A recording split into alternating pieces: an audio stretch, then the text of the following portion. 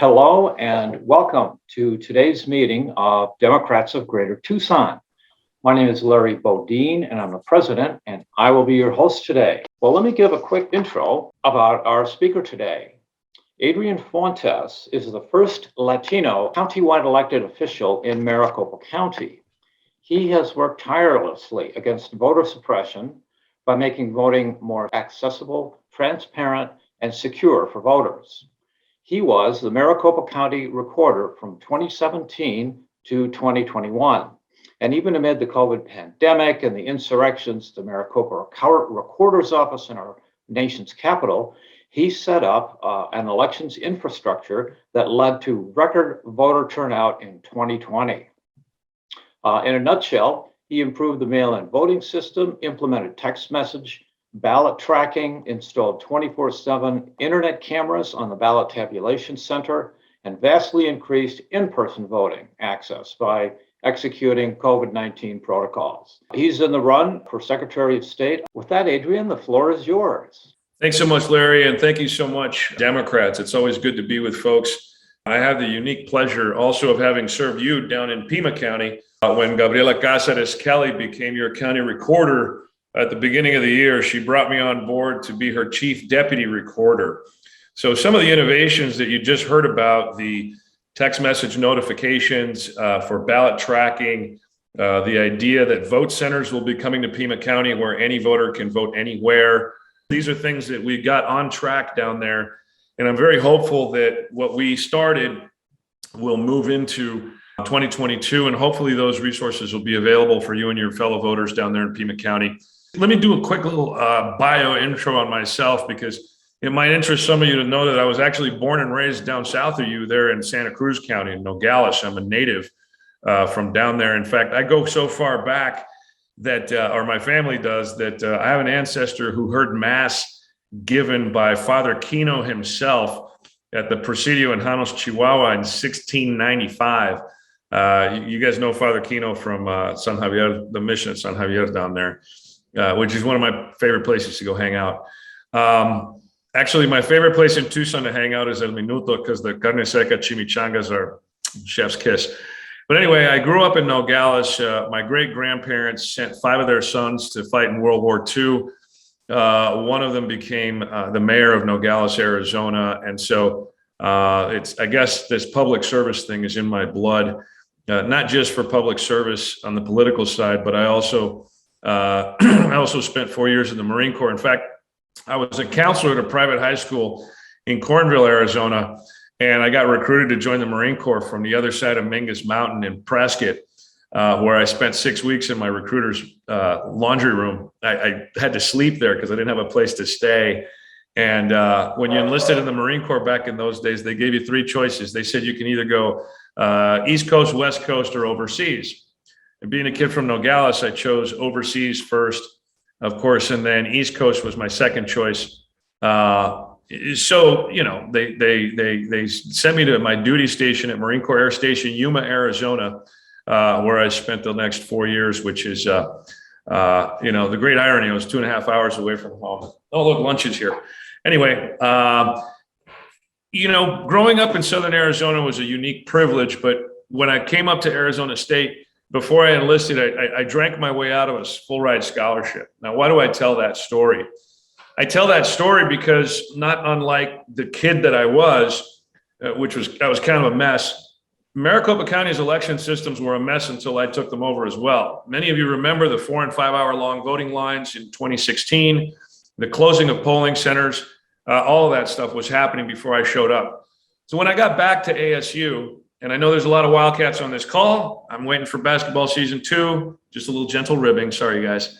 You know, I went to Arizona. After the Marine Corps, I went back to Arizona State. I was good to go. I graduated summa cum laude from the Honors College and went off to law school at the University of Denver. Years later, after a good career at the Denver DA's office and so forth, I ended up as the Maricopa County Recorder. But I ended up there because I got angry and because of my passion. Right? I have a passion for democracy and a passion for voting. In fact, that overcame my own career, my own family in many ways, because I gave a lot of that up to be the Maricopa County Recorder, at least to run for that office. And we did a lot of great work up in Maricopa County.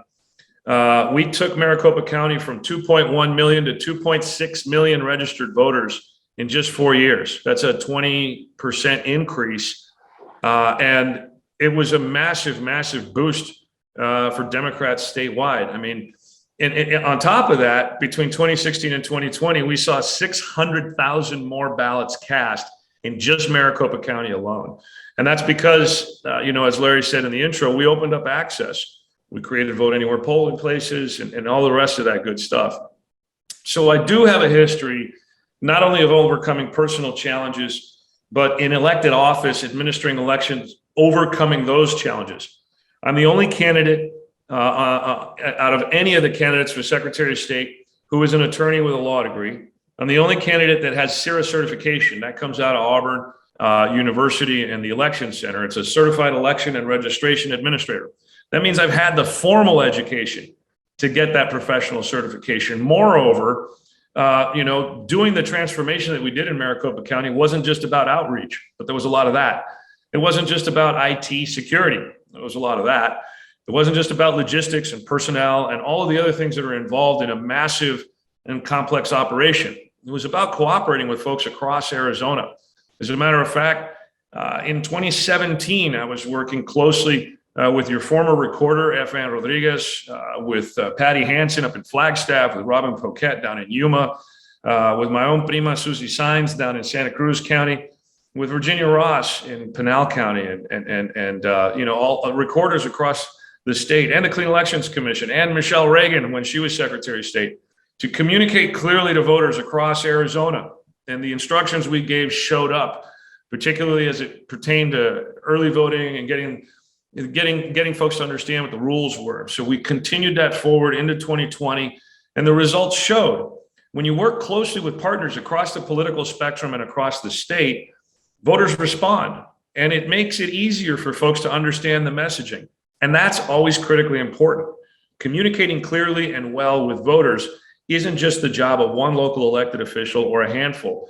You've got to have statewide coordination of all of the folks involved in the exact same endeavor to make sure that voters are fully informed of how it is they are to execute their fundamental rights. That's fair. And that's what we should do. And that's what we did. And in Maricopa County, the results were plain to see. Now, we're at a very critical stage right now, particularly in this race. And let's be fully honest, okay? We've got a guy running on the other side of the field who's running away with it. He's polling higher than everybody else. He's raising a ton of money.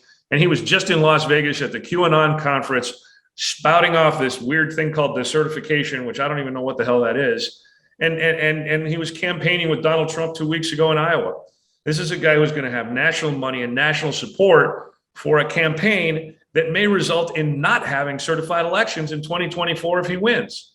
I mean, think about it. Mark Finchem, some of you may live in his district down there. Mark Finchem is dangerous for our democracy. It's really just that simple. And so what do we as Democrats have to do about that? Well, we got to beat him. We just have to beat him. Let's be really clear about that. We've got to put the best candidate forward in the Secretary of State's office to beat Mark Finchem. But it's not just about the Secretary's office. We've got to do that at the governor's office. We've got to do that in all our legislative districts. We've got to do that across the board as Democrats. And we've got to get our voters to vote all the way down the ballot, because that's critically important. And the Republicans are really good at that. We've got to work at that too. So those of you that are PCs, those of you who work specifically out there doing the things that Larry was talking about, knocking on doors, talking to voters, get folks voting up and down the ballot. Promote Democratic candidates, because it's those democratic values that are really important. But one of the things that's critically important as well about myself as a candidate and as a Democrat is this. No hay muchos candidatos que pueden comunicar claramente sobre nuestros valores del Partido Demócrata con todos nuestros votantes. Y es definitivamente importante que podemos hablar sobre todas esas temas con nuestro pueblo, con nuestra gente. Es importante. And if we can't talk to everybody about our democratic values, we're going to come up short, and we're going to lose more voters like we did in 2020. Do you know that in some cases, people are saying we lost up to 30% of Hispanic men to Donald Trump? 30% of Hispanic men. That's our core.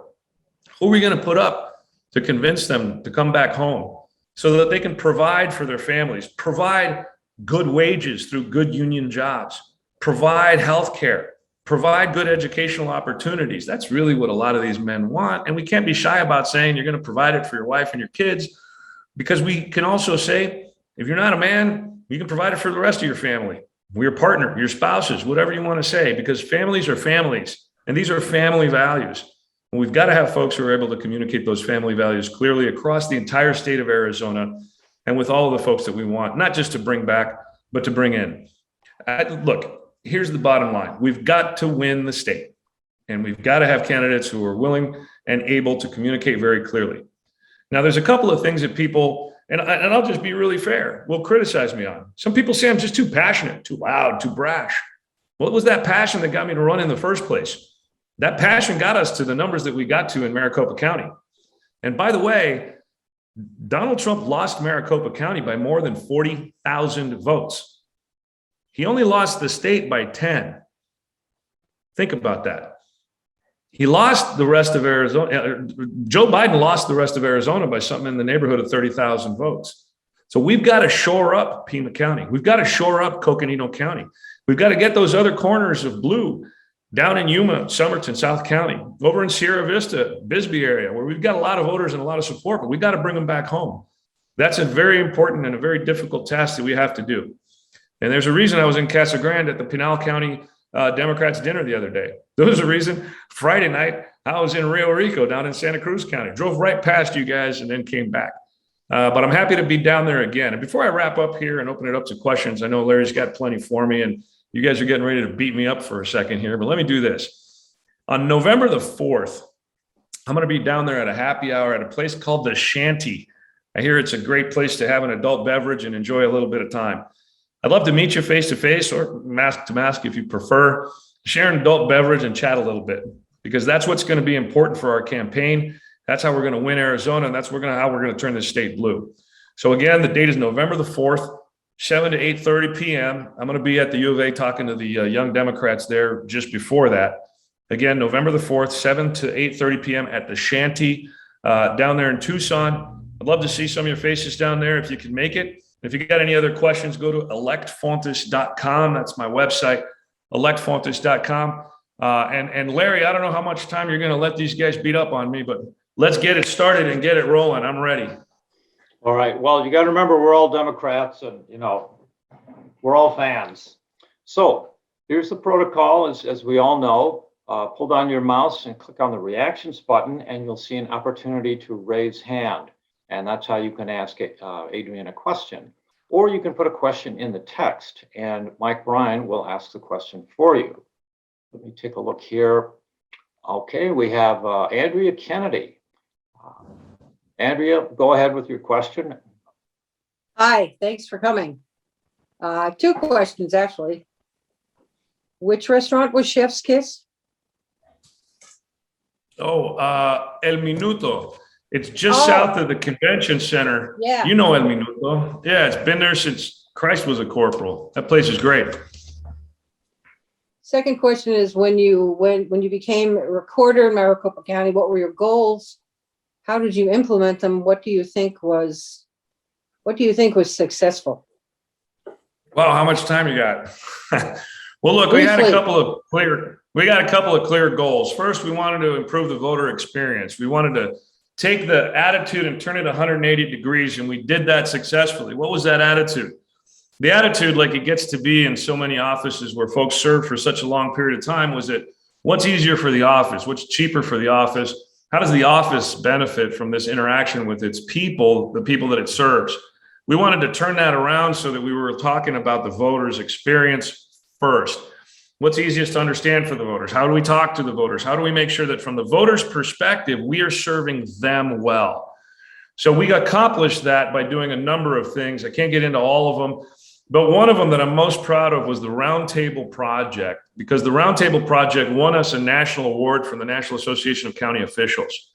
And what we did was we went and looked at 6 traditionally underserved communities: the African-American community, the Latino community, Native American voters, the Asian American Pacific Islander community, college and university students who are traditionally underrepresented in elections, and voters with disabilities who are traditionally ignored when it comes to administering elections. And we went to these communities and we talked to them. We held roundtables at their facilities, in their churches, in their temples, out at their community centers, out on the reservation. We went to them and listened to them, and we asked the same questions. What can we do better? How do we serve you better? And as a matter of fact, several policies were adopted that originated from those conversations. So that's a real tangible impact that we had, and one of the main goals that we had. And without getting into too many more details, some of the other goals were to make the election system more accountable and transparent, and to implement security. Both of those were clearly accomplished. And how can I say that with such confidence? The 2020 Maricopa County election is the single most highly scrutinized election in the history of American elections, bar none. You cannot find another election that has had so many academics, so many non-governmental organizations, so many nonprofits, so many eyeballs on the process and the procedure through the whole thing. And we've passed every legitimate test with flying colors. Even the cyber ninjas themselves couldn't really find anything wrong with the election that we put on in Maricopa County in 2020. So as far as accountability and transparency are concerned, and election security are concerned, we absolutely accomplished that through a hell of a lot of hard work. But most importantly, and I'll finish your question on this point, when I took office, I didn't fire a whole bunch of people. I listened carefully to the career professionals who'd been there, in some cases for 20 plus and even 30 years. Why? Because they knew the landscape. They understood the work. They understood the job. And I told them, do it with the voters' experience first. Shift your perspective. And once we did that, then we achieved all of the things that we wanted to achieve, because they knew what was going on. Experience matters in these technocratic and bureaucratic jobs. And government has a particular role that it needs to play. And these folks had been doing it for a long time, maybe not as well as they could have been supported. But when we supported them and they knew they were supporting the voters, things worked out really, really well. I hope that answers your question. All right, thanks very much, Adrian. We have a question from our board member, Susie Anderson. Go right ahead. Hi, Adrian, thank you so much for being here. My question is, why do you think you lost the 2020 election? The person who took over from you did a good job with cyber ninjas and not bowing to their pressures. Yeah. But was it strictly, a Republican backlash, or no, I don't know why did you lose? Sorry. Well, Susie, here's the thing. You'll find one thing consistent with me and my policies. I'm going to take complete responsibility for that. And here's why. I was doing my job.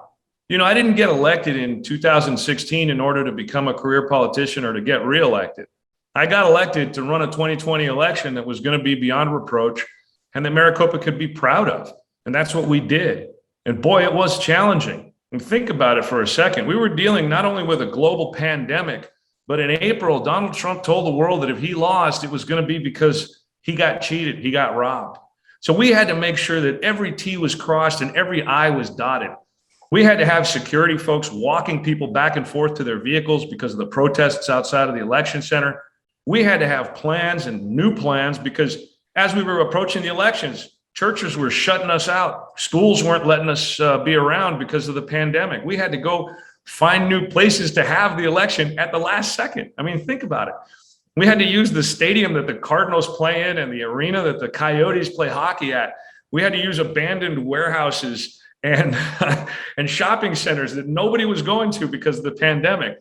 Those adjustments took a lot of time, and making sure that we had the written policies far enough ahead of time to inform voters, made sure that we had everything locked in, took a ton of time. And you know what? I did not get to campaign as much as I would have wanted to.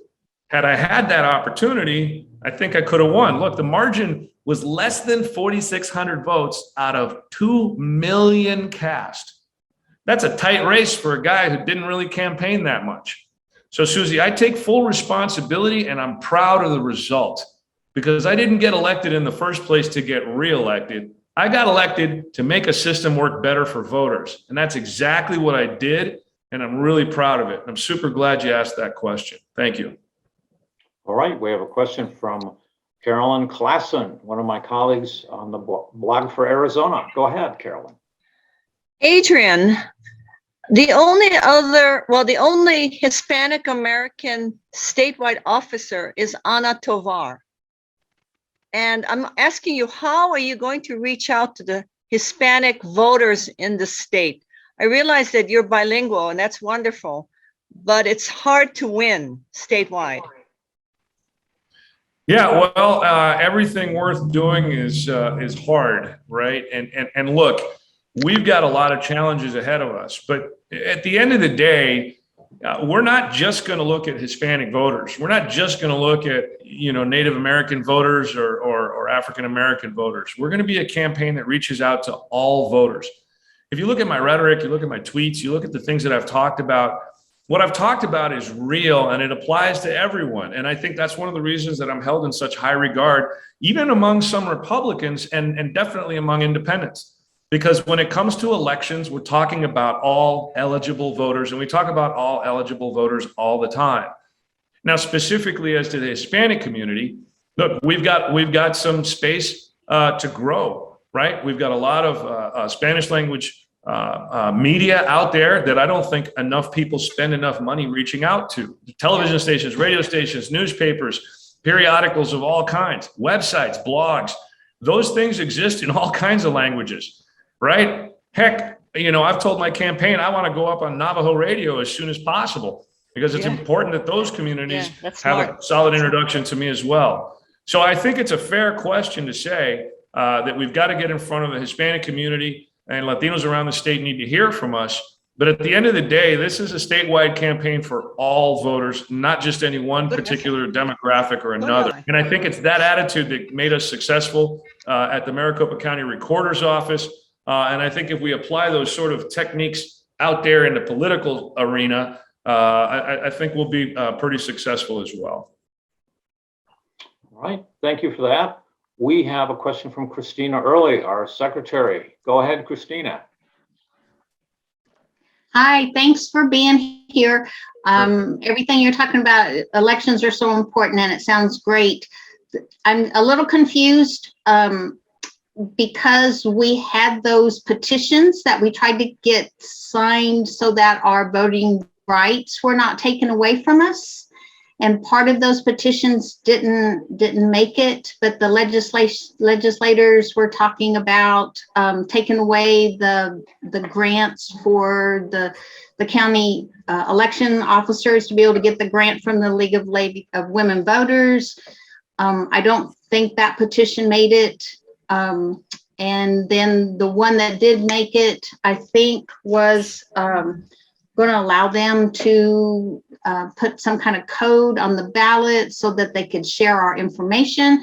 So those three things that the legislation was trying to do, how was that going to affect the state, the Secretary of State, and how can we make sure that our elections are not taken away from us by the legislation?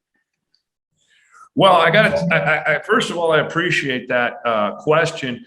And I might take the answer in a little bit of a different direction because, at the end of the day, if we don't get enough signatures on an initiative or on a referenda against a bill that was passed, then it's just not going to go forward. And that is a function not only of going out and getting the signatures, but of getting signatures that are going to get verified by the various county recorders across Arizona. So let's put that in a bucket. The other bigger issue, and I'm glad you introduced this, is a bigger constitutional issue. Look, in Arizona, we've had several instances of bifurcated systems that work to the disadvantage of certain groups of voters. One of those bifurcated issues was proof of citizenship. Now, we dealt with that during the LULAC litigation. I can get into that another time if you want. But one of the other segments of our election system that's bifurcated right now is petition signatures. And it's a real issue from my perspective because I can have you all go to electfontes.com. I can have you sign the petition electronically online to get me on the ballot. Your legislators, either in the state Senate or the state House, can do the same. But you can't do that if you're running for city council. You can't do that if you're running for a county race or a school board.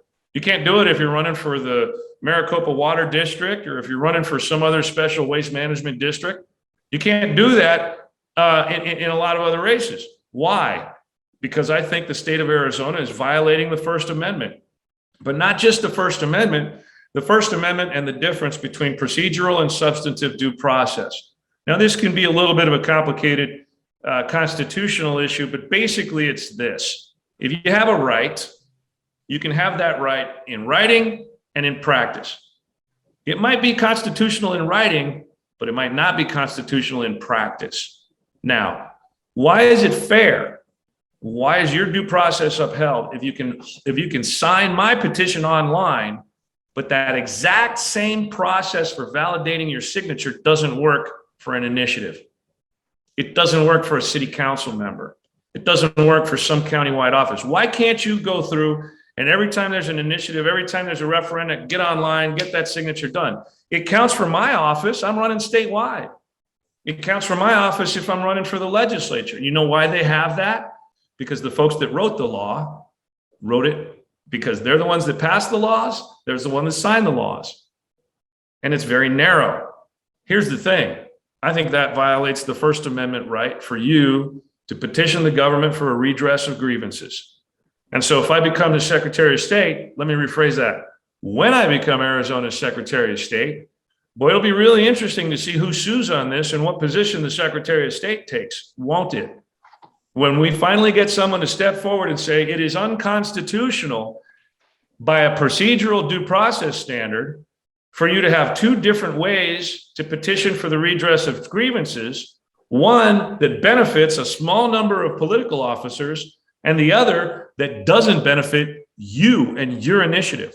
It doesn't benefit you, the citizen, and your ability to push a referendum through to kill a bad bill. Understand this.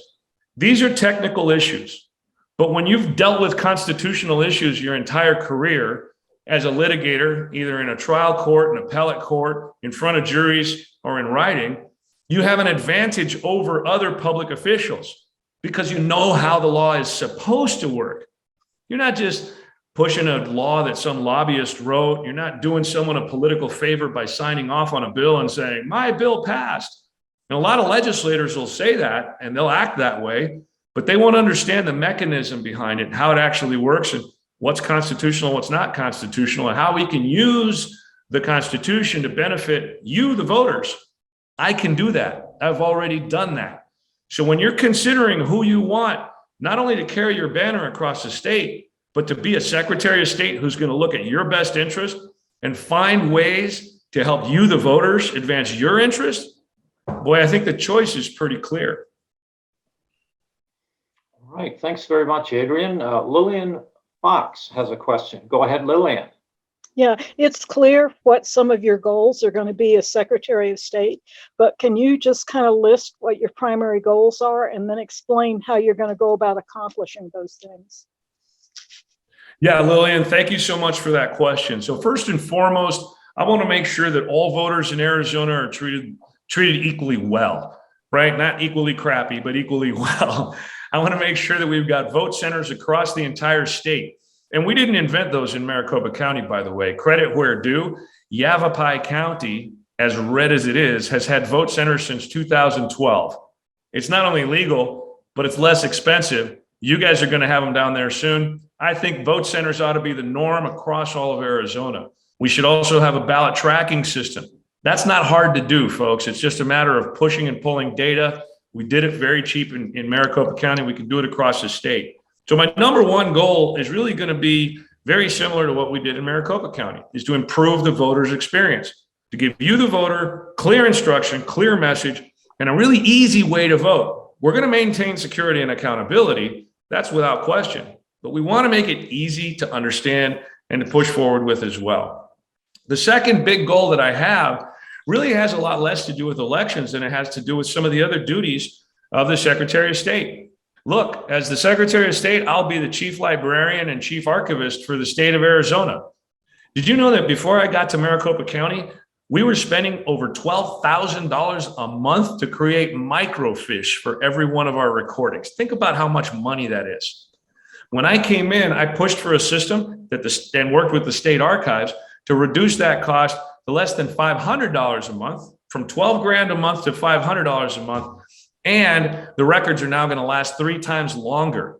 Think about that for a second.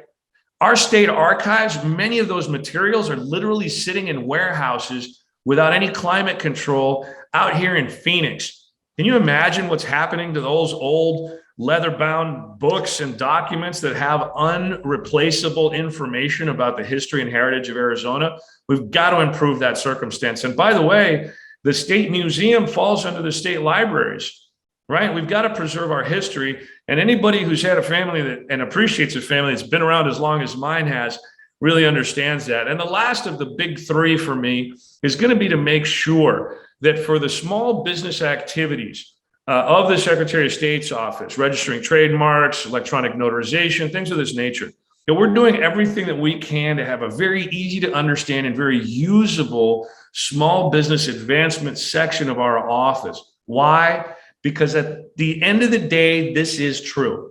The business of America is business. It's the entrepreneurship, it's the opportunities, it's that spirit of risk taking and go get it that really makes America different than a whole bunch of places. You don't have to be born into a whole bunch.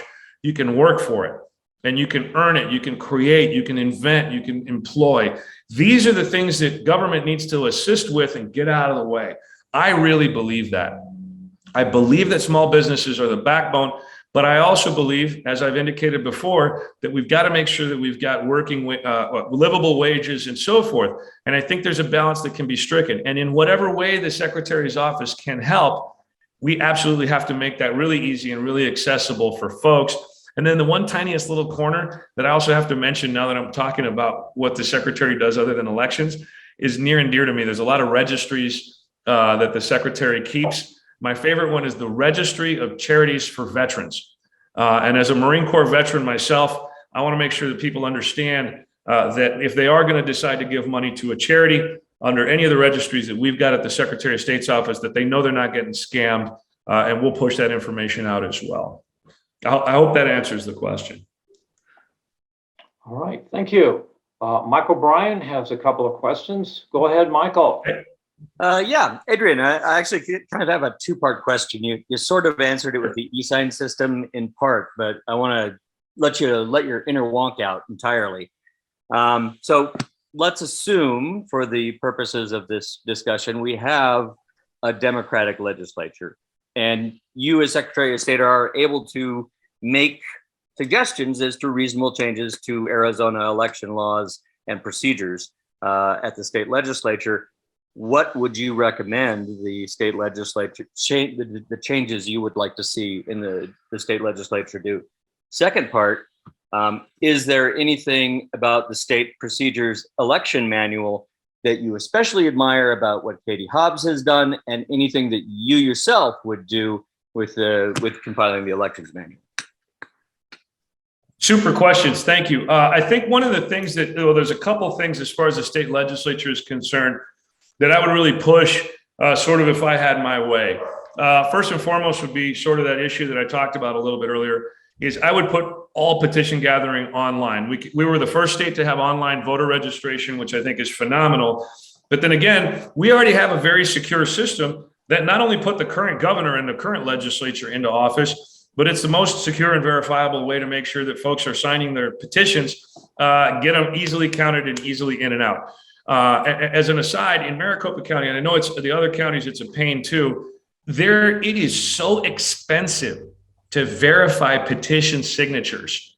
And we have a system where it happens automatically already in place. It literally already exists for just those narrow offices. So that's number one, open that up. Yeah, there'll be more initiatives. Oh, well, there'll be more referenda. That just means the legislature's got to listen to the public instead of passing wacky laws in the first place.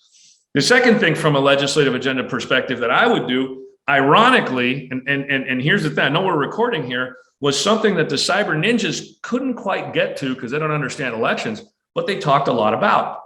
What did they talk a lot about? They talked a lot about getting and integrating all of those different databases that we have, from citizenship information services to the Social Security death services to vital records to all of these other databases, so that we could know, because they're like, well, we don't know if the voter registration system is up to date. Well, guess what? We can know that. We can't, the data's already out there, but we're not integrating that data because the law doesn't allow it yet. Well, what do you get once you've integrated all of that data? Automatic voter registration. Because you know who's eligible, you know who's a citizen, and you know where they live. Bingo, right? So ironically enough, those folks on the wacky right and the cyber ninjas who didn't know anything about these systems described the framework for automatic voter registration. What does that mean? It just means this: from an antiquated system that required voters to go to the government to ask for permission to vote, i.e. exercise a fundamental right, we'll take a position where the government already has the data and can just expedite the fulfillment of that fundamental right. You don't got to do nothing because we already know who's eligible, we already know who's the right people, and we already know where they're at. So that's sort of the legislative agenda, I think, top two that I would look at. Now, Michael, remind me what the second part of your question was. The elections procedure manual that the Secretary of State compiles. Yeah, so the elections procedures manual is a really, really interesting document. The problem with it is it's antiquated, and that's because so many of our counties are still hanging on to systems that are really old. But it's not just the EPM, it's also the statutes. The statutes, as a matter of fact, we tried when we were county recorder, we tried several times to get some legislation. We got some of it in to clean up the statutes. As a matter of fact, there was a statute that talked about different colors of thread to put through the ballots after you've tabulated them, depending on the types of ballots that they were. Why does that make sense? Well, if you have the old punch card ballots, it makes sense, but those don't exist anymore. Yet it was still in the statutes. So not unlike that one simple example, we have a lot of different places in our statutes and in our elections procedures manual that need to be improved upon. And it's really incumbent, I think, on the Secretary's office to play the role of support for elections departments. Because guess what? The Secretary of State doesn't run elections. The Secretary of State doesn't do anything but regulate elections. The Secretary's office goes and certifies equipment. You put forth the rules, and then they sit back and watch everything happen. It's the county recorders, it's the county boards of supervisors, it's the election directors. Those are the folks on the ground who do all of the work for elections. So it's a little bit of a misnomer when people are saying the Secretary runs elections statewide. That's not really true. The Secretary is a vital partner in making sure that elections run smoothly, but the Secretary doesn't run elections. That being said, I'm not aware of any prior election administrators who've become Secretary of State, who understand the election system from a procedural, from an operation, from an administrative perspective, right? From a having been there, done that perspective. I don't know that we've ever had a secretary that's done that. So that perspective is going to be such a hand up for your local county governments across Arizona that I think it's really important that we start getting to the place where we put people in office who can actually help everybody do their jobs across the rest of government. I think that's another one of the reasons why I'm the best candidate for Secretary of State. I've got a question for you, and that focuses on, since you brought it up, the cyber ninjas. Is there anything you can do as Secretary of State to prevent, this colossal waste of time that basically, for the third or fourth time ratified that the election was correct? Well, look, I think that the whole reason the cyber ninjas existed in the first place was an abject failure in lawyering by the Maricopa County Attorney's Office and an abject failure in courage by the Maricopa County Board of Supervisors, although they eventually did come around, so give them credit where due. There's a federal statute that obliges that that ballots and election equipment not be in the hands of anyone except certified election officials. That federal statute was never invoked in any of the litigation leading up to the Cyber Ninja audit. Nobody ever told the state level judge that. And it's a federal statute. So had the state judge been told that, not only would the state judge have had notice And that subpoena might have been illegal, but the county would have had the right to remove the case into federal district court. By the way, they were only challenging federal ballots, so it should have been in federal district court in the first place. You know, and people say, well, Adrian, why wasn't that argument made? Well, I don't know. I was down there in Tucson helping Gabriella. You know, that wasn't really my job at the time. But this is the problem that we have, is that we've got a lot of people at the legislature who talk their way around a lot of issues, but they're not experts in their field. They're not experts, really, some of them in any field, right? You know, I know that there's some folks who, you know, are trained engineers and teachers and doctors, and in those specific areas, certainly we look to their expertise. There's no election administrators at the legislature. We're all at the counties. Those are the folks that actually know how this works. So yeah, we could have avoided this. And as Secretary of State, I'll tell you what, I'm going to be fighting like hell to make sure nothing like this ever happens again, because I know what those tools are to prevent it. Awesome. Thanks very much. We have a follow-up question from Susie Anderson. Go right ahead. Okay, for those many people who don't understand computers, how they can be secure, I'm sitting here on my desktop, and you know, I supposedly have an outfit that keeps me secure.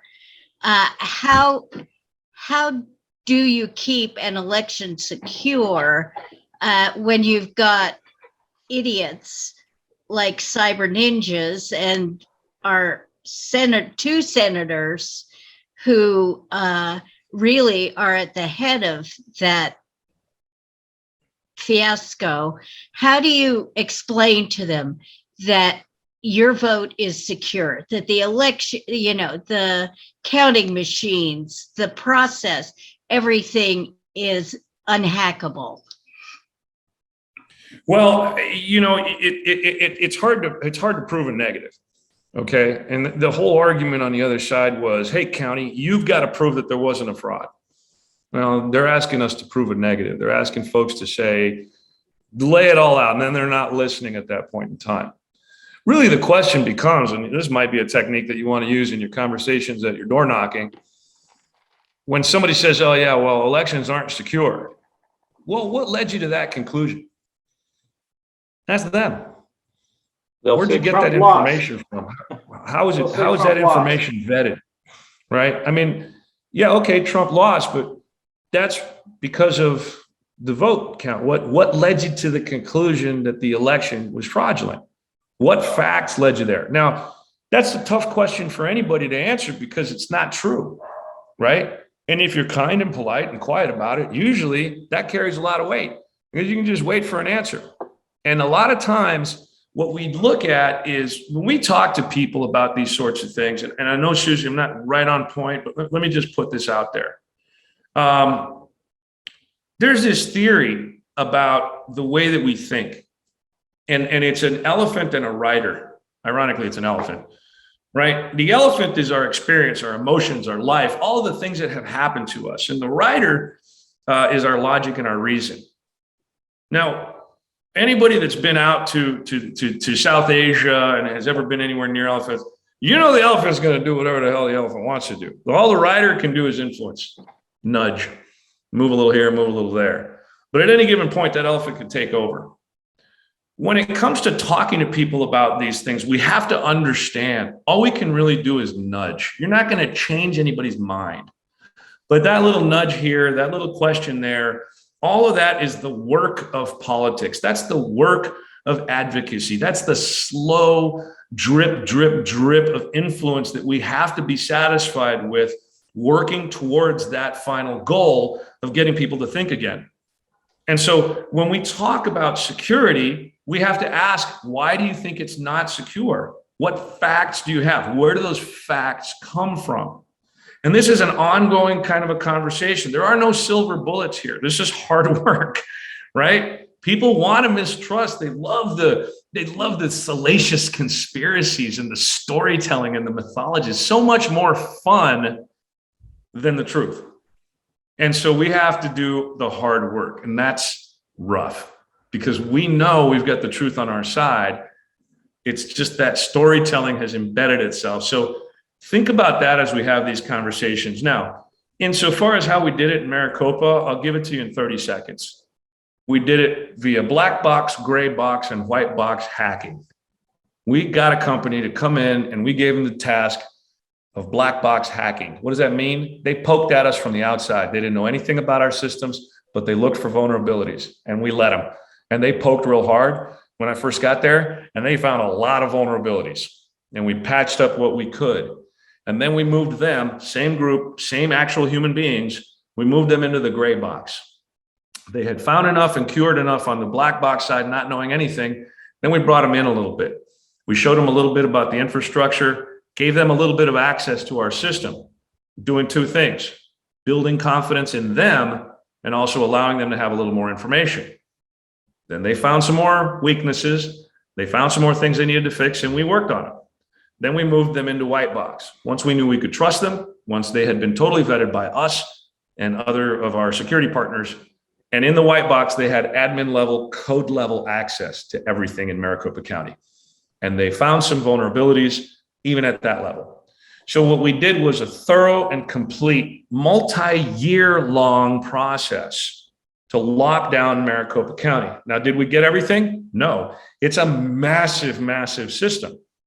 But we did take Maricopa County's IT infrastructure and security leaps and leaps forward. We're really well set right now, and we have to be. It's the second largest voting jurisdiction in the country.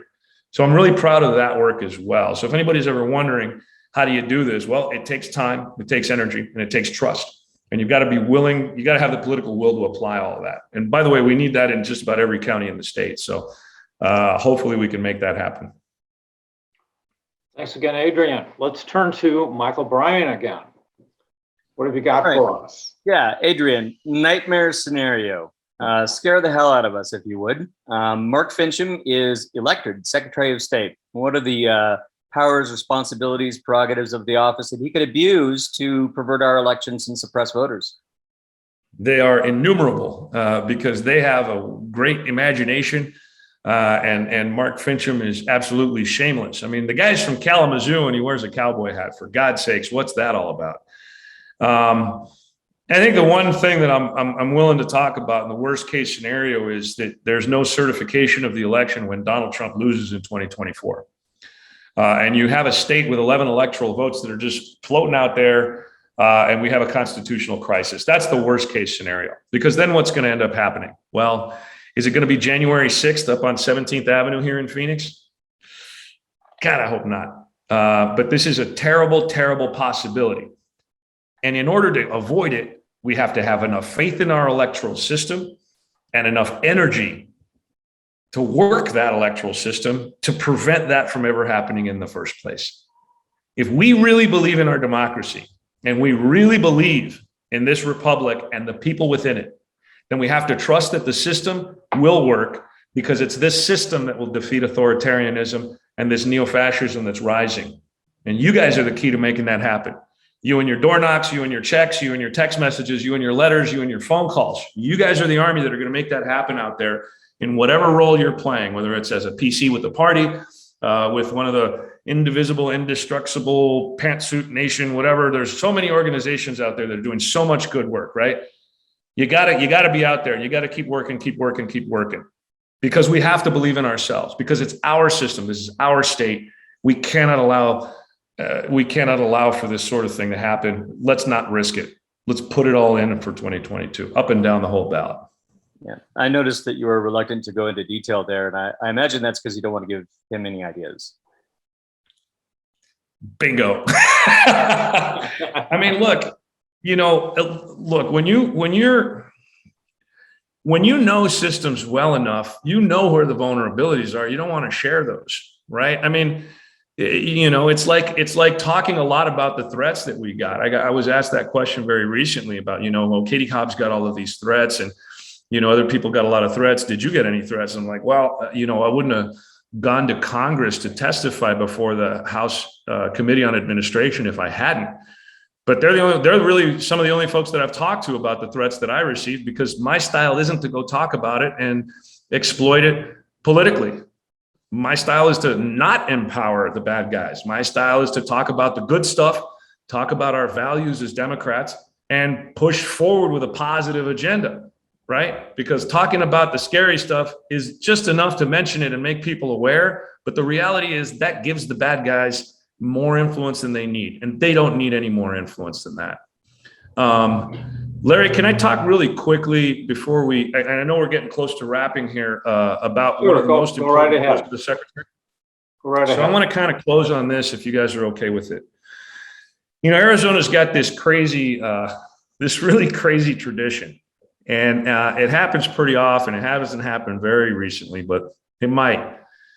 The Secretary of State is also the Lieutenant Governor of the state of Arizona and has to fulfill that role in the absence of that elected officer.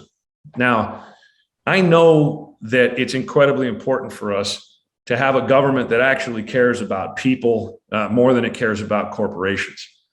And I want you all to know that as the Lieutenant Governor, right, I take that responsibility very, very seriously.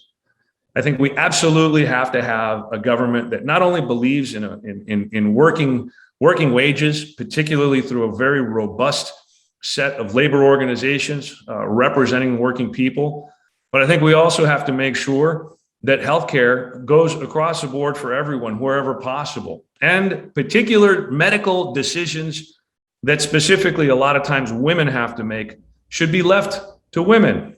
It's their bodies. They've got to do what they need to do without somebody else pontificating or being sanctimonious about it. And that's coming from a Catholic guy. I don't think government should get involved in that sort of thing. I also believe that public schools are the backbone of a successful America. And if we have choice, I think that tax-funded organizations, even if they're charter schools, should have their books wide open for scrutiny. We should know how much of our tax dollars are going for profit into the pockets of people who own these educational corporations. Those millions and millions of dollars that could be going into our school district that are being sucked up for profit, we got to know where that is. That's our tax money that's getting spent that way. And one of the most significant issues I think that Arizona faces right now is the same issue that's being faced across the entire globe. We don't have an Earth 2.0. We only have one planet. And if we don't pay very close attention to the incredible potential that Arizona has to be the solar capital of the Southwest, if not the country or the world, then we're forgetting our roots. We are a solar society. We use the sun and its giving power to raise crops out of the desert. We used our brains and our ingenuity to bring water to those crops through a variety of canals. And by we, I mean people who are around a hell of a lot longer than any of us have been here. We've got to respect those traditions. We've got to respect not just our indigenous people, but all of the folks who are defending this planet. That's what we've got. And I'll tell you what, today it's more poignant because my middle daughter turns 14 today. And I want her to get to her old years and not have to worry about what she's breathing or storms or any of that crazy stuff. We've got to address those issues now. So all of those things, I think, are values that are consistent with the vast majority of Arizona voters. I think it's really high time that we look to people who can represent the entire state. I know Arizona well. I've been here for a long time. And the last thing is this. When I become Secretary of State, you will see me every Valentine's Day out in Navajo Springs, Arizona. Why? I'm going to be reading a declaration in English and in Spanish. Why? Because the Declaration of Statehood was first read in Navajo Springs, Arizona, in a snowstorm on February 14th in English and in Spanish. That's how much I like Arizona. I'll be out there with that love letter to my favorite state. My name is Adrian Fontes, and I would be deeply honored if you would consider supporting my campaign for Secretary of State.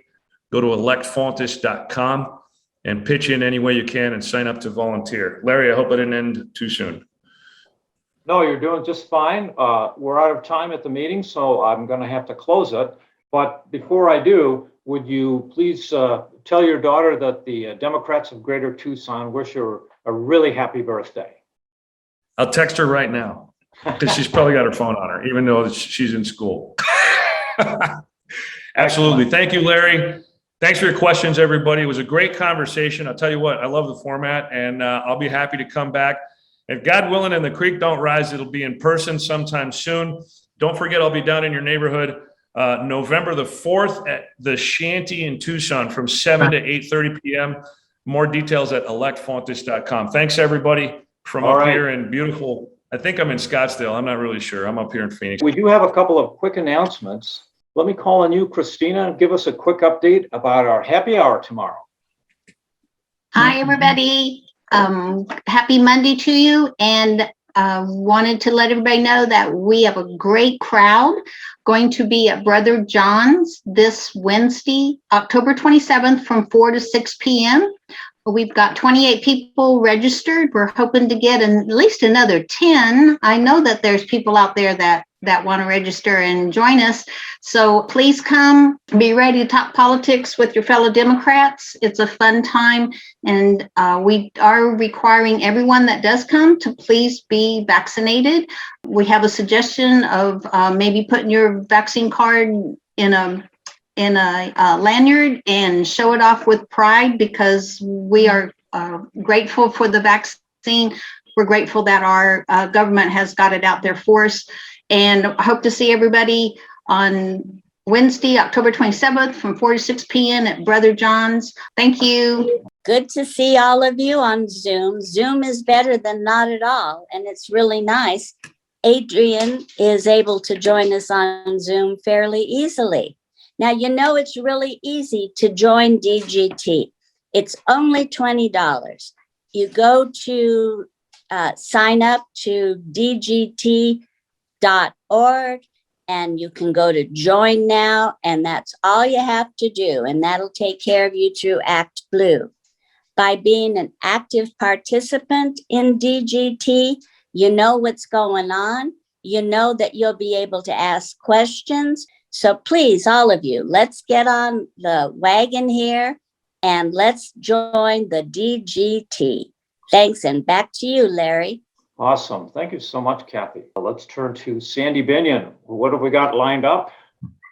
Coming up next week, we have Chris Mays, who is actually the one running for Arizona Attorney General that I have invited and accepted. And the following week, we have Kathy Hoffman, who is presently the Superintendent of Public Education here in the state of Arizona and is now running for re-election. And following that, we're going to have Christopher Mathis, who has now put himself out as a candidate to replace Randy Freeze, who is turning in his resignation from LD9 to the state so that he can concentrate more on his medical practice. Thank you, Larry. Thank you so much, Sandy. Appreciate all the hard work you do.